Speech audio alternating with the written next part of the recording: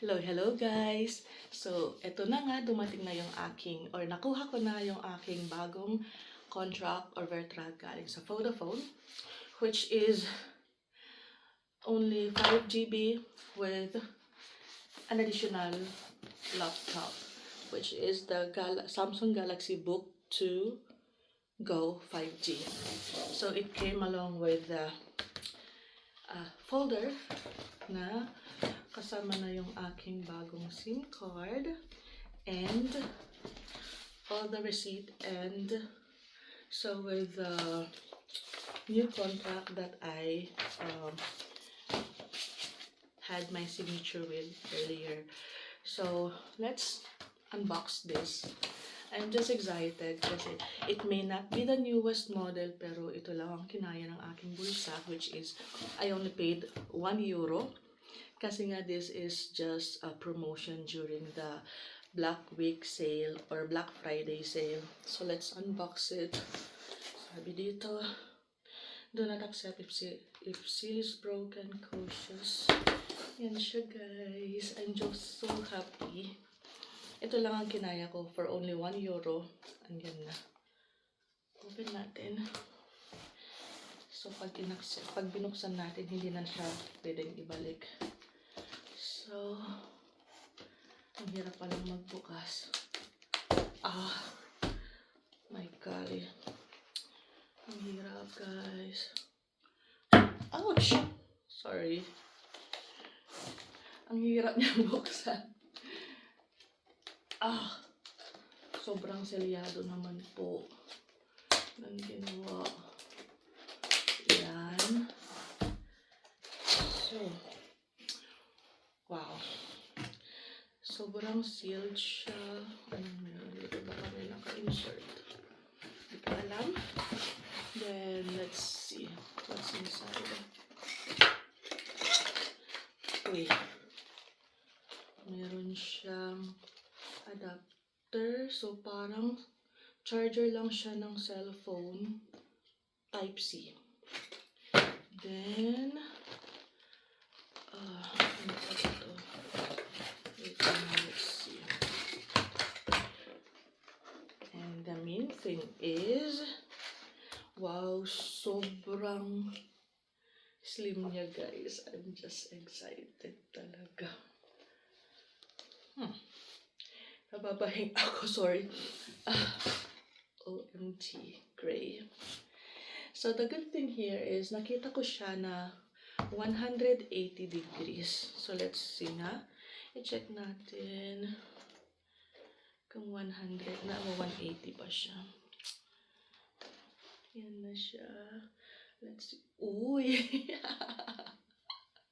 180 nga siya. I'm just so happy. Ang cute niya. Kasi kanina habang nag-iikot kami, parang I was in doubt kung kukunin ko siya o hindi. Kasi originally, I wanted to get a MacBook. Kaso nga, nag-compute ako sa aking budget. Hindi talaga kaya. So, abutin ako ng next year kung ipagpipilitan ko siya. But anyway, this is also a good option for me. Kasi nga, sa mga kagaya kong nagtitipid.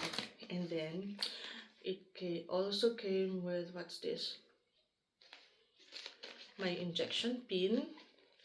And then, sorry, hinilang na ako sa pagod. Oh, the cable, the charging cable. So, nasa na yung port niya. Ito yung kanyang Type-C na adapter. Tapos, yeah, sabi dito, it's super fast charging. So, I am just not sure kung hanggang kailan or ilang beses, ilang oras ang kanyang charging time.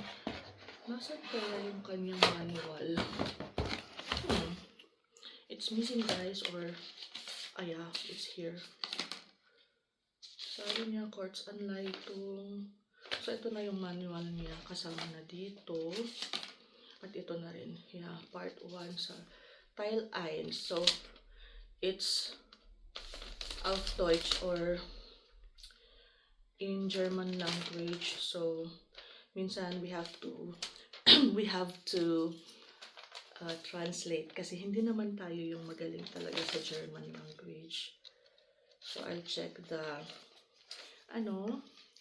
instructions on how to operate it.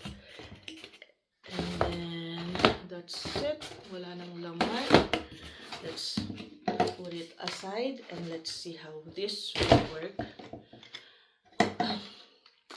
So, hindi man siya yung pinaka-latest na model ng Samsung. I'm just happy na kasi mas makakapag-rest back na tayo ng matindi. And I can open multiple windows at a time. I can already view more videos, more, basta natuwa lang ako kasi siya ay ganyan.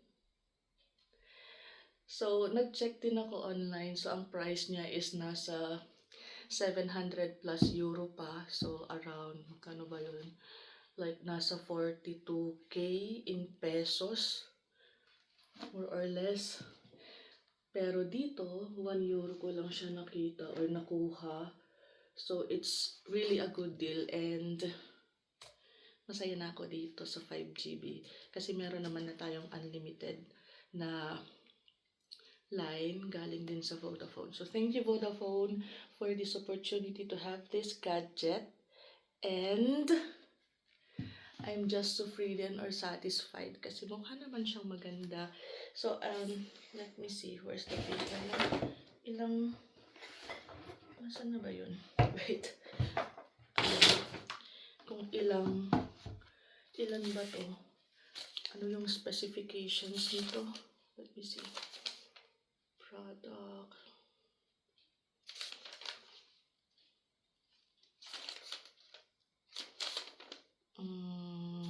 Wait. It's not that. Band. Hindi ko pa sure kung this is sa touchscreen or not. I'll just check more of this. Pero I think it is also a touchscreen. Tapos, sabi niyo dito, wala na siyang fan. So, I can build or I can use it more or for a longer time na hindi siya nag-iinit. So, that's the good part. And then, what else? Pwede daw siyang mag-standby mode without closing your laptop or turning it off. Just put it on standby mode and then you can go back to where you stopped. Kaya mas madali na siyang gamitin. At I think this is like a phone also kasi nga dito sa charger pa lang niya it's type C. And then meron siyang insertan ng headset jack, and then expandable din ang kanyang memory. This is like only 512GB memory. And then ang kakaiba dito is meron siyang lagayan ng SIM card here. And then for the USB and then the, what do you call it? HDMI. Yeah. So that's it guys. So, ayan. Mag-enjoy tayong mag-flip. Masaya lang ako, sorry. So, yan na guys. So, I will be updating more of this pag na-operate ko na siya. I'll just have to learn more how to operate it. Sa YouTube muna tayo. So, yan lang guys. Masaya tayo ngayong Pasko. So, good evening. Cheers na!